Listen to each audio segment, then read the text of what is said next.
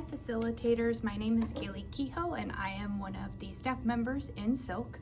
I was just going to take a couple minutes and review some of the resources that we have available to our facilitators when you do come and join us in our simulation and integrated learning center. So new this semester, we do have a very standardized simulation facilitation binder. So I know in the past, depending on what level or what simulation you were helping to cover and facilitate for us, there was some sort of binder or information provided to you. These are now going to be standard for each of our levels, and each simulation will have its own binder. So we will provide that to you in the room that you're starting each of your simulations in. So I'm going to take a couple minutes just to review the resources found in each of these binders. I'm going to use the Senior 1 simulation, the Greg Justoma, just as an example. But like I said, outside of the actual specifics of each simulation, all of them are going to be stacked with the same information. So as you open it up, new this semester is what we're calling a pre-brief debrief outline. And this is just to standardize the process of facilitation for each of our simulations.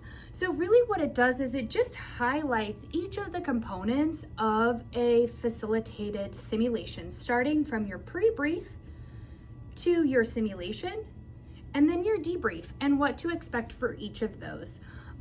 It is more of like a checklist sort of approach, but in the notes here too, it does have some additional information. What's really nice though is that as far as the process for facilitation, it's not changing at all from what we've done in the past.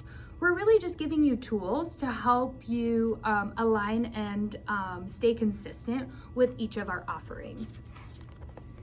On the second page here, you'll find our Pearls debriefing tool. Again, no different from the past, just a nice reference tool available to you in your room that you're going to be housing your simulation. The third page here, this is new. What this is a worksheet for our learners. So after simulation, we're going to ask them to reflect on each of the objectives that were expected during the simulation. That's making sure that we do share those objectives during pre-brief, kind of set those expectations, help them understand what we are looking for and expecting during the simulation. Then right as we finish the simulation and head into debrief, each student is going to get this sheet. And it's just got an opportunity. It says objective 1, and it just has them reflect on each of those objectives. And what this helps to do is helps them to start processing their feelings and their thoughts about what was expected and done in the simulation. And this tool will kind of help then to stimulate good conversation when you do start your debrief. Then you'll find the face sheet and the objectives for the simulation that you're covering. We do like to go over this. This is actually provided to the students prior to them coming to simulation. And it's just a face sheet, so it's general information about the patient, the simulated patient that they're going to be caring for. And then listed are the 2 to 3 objectives specific to that simulation. And we want to provide this to the students beforehand because there is pre-work and, almost like a knowledge recap of information prior to them coming to simulation, so they can kind of understand, again, what maybe they need to review or look at prior to coming and caring for our simulated patients. Next, you'll find the sim design. So all of the information about the simulation, the way it's set up, all that good stuff is going to be in here. And just to really point out, the key pieces that are going to be important for you on day of facilitation is going to be the report given to the students prior to simulation, as well as the scenario flow that's going to help both the SILC team and you then watch and understand what's happening in each of the simulations. I do actually like to bring a copy of this to the simulations, and that's what I take notes on. And then I can use that during the debrief to make sure that I recap and recall all that happened in the simulation.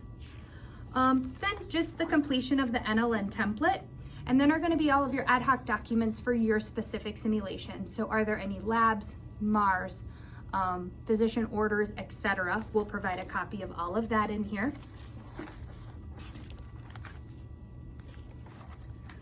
Towards the end, you'll see just an example of a Set M.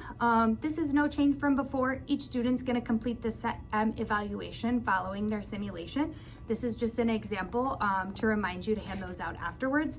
We provide those to you in your debrief space. It is your responsibility though to make sure that each student completes it and then puts it into the binder provided in the debriefing space.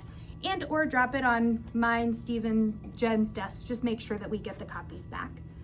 And then a copy of your Coast Doorway Assessment. I know this doorway assessment is being shared in each of the levels, and just a nice reference for any debriefing things you might need to wrap up or utilize this template or tool for. So that concludes it.